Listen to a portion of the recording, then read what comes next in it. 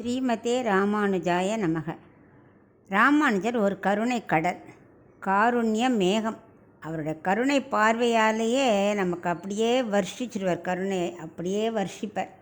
அப்படிப்பட்ட பார்வையைத்தான் இந்த திருக்கோளூர் பெண் பிள்ளை கிடச்சிது. அவரோட பார்வை பட்ட உடனே மடமடன்னு தன் மனசில் இருந்த வார்த்தைகளெல்லாம் கொட்டுறா. அதில் உள்ள 7வது வார்த்தை தான் இன்றைக்கி நம்ம பார்க்க போகிறோம். தாய்க்கோலம் செய்தேனோ அனசூயையை போலே. அதான் நம்ம வாழ்க்கையில் எப்போவுமே அடுத்தவாளோட கம்பேர் பண்ணிகிட்டே இருக்கக்கூடாது. நமக்கு என்ன கொடுத்துருக்கோ பகவான் கொடுத்த வாழ்க்கையை சந்தோஷமாக வாழ கற்றுக்கணும். இந்த அனசூயைன்னா அப்படி தான். அவள் பொறாமைன்னா என்னன்னே தெரியாது. மற்றவாளும் அவளை கண்டு பொறாமப்பட முடியாது. அந்த அளவுக்கு அவள் பதிவிரதை, தபஸ்வினி, அத்திரியோட பத்தினி. ஒரு நாளைக்கு என்ன பண்ணால் மும்மூர்த்திகள் இருக்கா இல்லையா, விஷ்ணு பிரம்மா சிவன்லாம். வந்து இவள்கிட்ட கேட்கும்போது உடனே அவளை 3 பேரையும் குழந்தையாக மாற்றி பால் ஊட்டினான். அவ்வளவுக்கு பதிவிரதை. அவள் 3 பேரோட ஒய்ஃப்கள் வந்து பார்க்கும்போது அவளுக்கே அடையாளம் தெரியல. 3 பேர் சின்ன சின்ன குழந்தைகளாக இருக்கா. அப்புறம் அந்த 3 குழந்தைகளையும் அணைச்சிண்டு அனசூயை அப்போ தான் அவள் கர்ப்பமானான். 3 குழந்தை அணைச்சின்ற உடனே 3 தலை உடைய தத்தாத்ரேயன்னு ஒரு மகன் பிறந்தான். அவன் அதை விட தபஸ்வி. அவள் கல்யாணம் பண்ணிக்கிறதுக்காக அவள் நகையெல்லாம் காட்டில் எல்லாம் வாங்கி வச்சா. ஆனால் அவர் சொல்லிட்டார், இல்லை பின்னாடி சீதா வருவா, அவளுக்கு இந்த நகையெல்லாம் போட்டு நீ மாட்டு பொண்ணாக பார்த்து அலங்காரம் பண்ணி அழகு பார்த்துக்கோன்னு சொல்லிட்டு அவர் காட்டுக்கு தபஸ் பண்ண போயிடுறார். அப்படிப்பட்ட பதிவிரதை அனசூயா.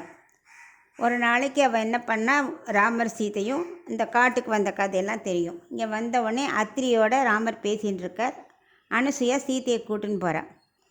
போயிட்டு அவள் கேட்குறா, உன்னோட கல்யாணம் ரொம்ப ஜோராக நடந்ததாமே, அதை பற்றி சொல்லேன் அப்படின்னு அனசூயை கேட்குறா. ஜெகன் மாதா கேட்கணுமா?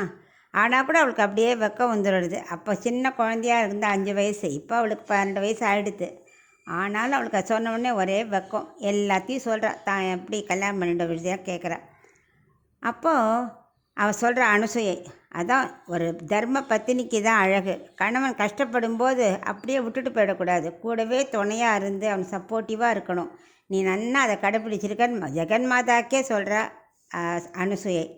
கூடவே காட்டுக்கு வந்திருக்கியே அப்படின்னு சொல்லிட்டு, அவளுக்கு நான் உனக்கு அலங்காரம் பண்ணி விடுறேன் அப்படின்னு சொல்லிட்டு நன்னா அம்மா மாதிரி ஒரு பிறந்தாத்துக்கு பொண்ணு வந்தால் அம்மா எவ்வளோ சந்தோஷப்படுவா, அந்த மாதிரி அலங்காரம் பண்ணி நகையெல்லாம் போட்டு விட்டு ஆலிங்கனம் பண்ணிக்கிற சந்தோஷத்தில் தாங்கலை. இப்போ என் பையன் சொன்னான் சீதா வருவா அப்படின்னு, எனக்கு ரொம்ப சந்தோஷம் அப்படின்னு சொல்லிட்டு அவளுக்கு எல்லாத்தையும் அலங்காரம் பண்ணி விட்டுட்டு ராமர்கிட்ட கூட்டுன்னு போகிறா. ராமரே அசந்து போகிறார். சொல்லிவிட்டு, அவ்வளோ அழகாக இருக்கியே, கல்யாணத்தில் பார்த்தா மாதிரி இருக்கியேன்னு சொல்லிட்டு அசந்து போயிட்டு, லக்ஷ்மணா பாரு அப்படிங்கிறார்.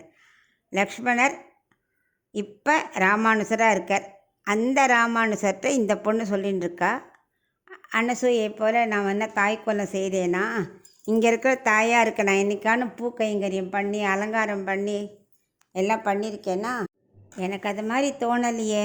தாயாருக்கு அலங்காரம் பண்ணணும், பூ கைங்கரியம் பண்ணணும் அப்படின்லாம் தோணவே இல்லையே. அனசூயை போல் நான் தாய்க்கோலம் பூண்டேன்னா ஒன்றும் எனக்கு தோணவே இல்லையே. அவள் ஜெகன்மாதாக்கு எப்படி அலங்காரம் பண்ணி பார்த்தா அப்படிங்கிறா. இப்போ நார்மலாக நம்ம என்ன பண்ணுவோம், நம்ம பார்த்து குழந்தைன்னா ஒரு அலங்காரம் பண்ணி சந்தோஷமாக பார்ப்போம். இதுவே அடுத்தாத்து குழந்தை வந்ததுன்னா உடனே வா அவன் தலைவாரி விடுறேன், உனக்கு அலங்காரம் பண்ணி விடுறேன்னு சொல்லுவோமா? சொல்ல மாட்டோம். அந்த மனப்பான்மை போகணும். எல்லோரும் நம்ம குழந்தைகள், கடவுள் கொடுத்த வரம், அவரோட குழந்தைகள் தான் எல்லோரும் அப்படிங்கிற பாவம் வரணும். அந்த பாவத்தை நம்ம வளர்த்துக்கணும். அதுதான் மனுஷத்தன்மை. இதில் தான் அவள் சொல்கிறா, எல்லோரும் தாயை போல் நம்ம எல்லாரையும் நினச்சி பாவிக்கணும் அப்படின்னு, அந்த வித்தியாசம் இல்லாமல் இருக்கணுங்கிற புத்தி எனக்கு இல்லையே, அந்த பக்தி எனக்கு இல்லையே அப்படிங்கிறா. இதுக்கு இன்னொரு இது கூட இருக்குது. ரமணரோட இதில் ஆசிரமத்தில் ஒரு நாள் என்ன பண்ணுறா, வயலில் வேலை செஞ்ச புல்லெல்லாம் வெட்டின்றதுவாள ரொம்ப டயர்டாக வேலை செஞ்சவாளாக வர பசின்னு. அப்போ ரமணர் சொல்கிற, உள்ள தாயார் இருக்கா, நீ அங்கே போய் சாப்பிடுங்கோங்கிறார். அவெல்லாம் உள்ளே போன உடனே தாயார் எனக்கு என்னோடய வேலையே நான் இன்னும் முடியலையே, நான் எப்படி உங்களுக்கு உடனே சாதம் போடுறது அப்படிங்கிறா. உடனே ரமணர் காதில் விழுது. தாயாரை கூப்பிட்றா. கூப்பிட்டுட்டு முதல்ல வந்தவாளுக்கு உபசரிக்கணும். அதோட நான் தானே நேர போனேன். மடன்னு இந்த வாழ்க்கெல்லாம் சாப்பாடு போட்டார். நீ எப்போவுமே தாயாருக்கு அட்வைஸ் பண்ணுற ரமணர். இவாளெல்லாம் அருணாச்சல சுரூபமாக பார்க்கணும். எல்லாருக்குள்ளேயும் ஆத்மா பகவானா நீ பார்த்தியானா உனக்கு பாரபட்சமே தெரியாது அப்படின்னு சொல்லி அவர் சாப்பாடு போடுறாருன்னு ஒரு சரித்திரம் இருக்குது அவரோட ரமண மகரிஷியோட வாழ்க்கை வரலாறில். அந்த மாதிரி எல்லாரையும் பகவத் ஸ்வரூபம், எல்லோரும் நம்பாத்து குழந்தைகள், நம்ம அம்மா மாதிரி நம்ம நடந்துக்கணும், எல்லோரும் அனுசூய மாதிரி இருக்கணும், பொறாமையே இல்லாமல் எல்லோரும் ஒன்று நினைக்கிற அந்த குணம் எனக்கு இல்லையே. தாய்க்கோலம் செய்தேன்னா அனுசூயை போலே அந்த புத்தி இல்லாத நான் இங்கே இருந்தால் என்ன, எங்கே இருந்தால் என்ன, ஒரு பிரயோஜனமும் இல்லை நான் இருந்து அப்படின்னு அந்த பொண்ணு அழுத்துக்கிறது. இதில் நம்ம தெரிஞ்சிக்க வேண்டியது எல்லாரும் மனுஷத்தன்மை ஈக்குவல், ஒரு பொறாமை இருக்கக்கூடாது, எல்லாரையும் ஒன்றா பாவிக்கணுங்கிற மனிதத்தன்மையை வளர்த்துக்கணுங்கிறது இதில் ரொம்ப இம்பார்ட்டண்ட்டு.